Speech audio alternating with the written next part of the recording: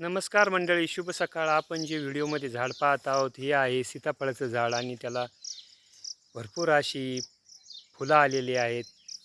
आणि हीच फुलं दसऱ्यानंतर याचं फळात रूपांतर होतं आणि याला खूप मोठ्या प्रमाणात अशी फळं येतात.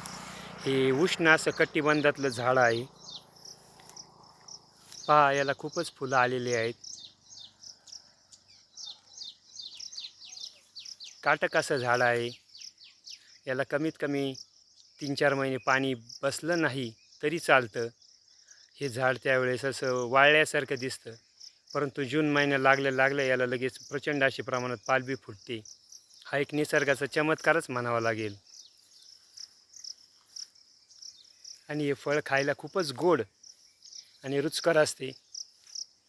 हे आपल्याला साधारणतः दसऱ्यानंतर पूर्ण दिवाळी संपल्यानंतरही याचं सीझन सुरू राहतो.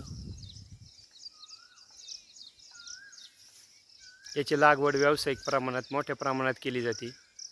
हे गावरान जातीचं झाड आहे, परंतु बरेचसे लोक व्यावसायिक वेगवेगळ्या जातीचे झाडं याला लावतच असतात. त्याच्यामध्ये असे प्रसिद्ध असे जाती भरपूर आहेत. हे पहा, याला खूपच मोठ्या प्रमाणात पालवी आणि फुलं अशी आलेली आहेत. चला तर मंडळी, अशा नवनवीन व्हिडिओमध्ये आपण भेटणारच आहोत. धन्यवाद मंडळी.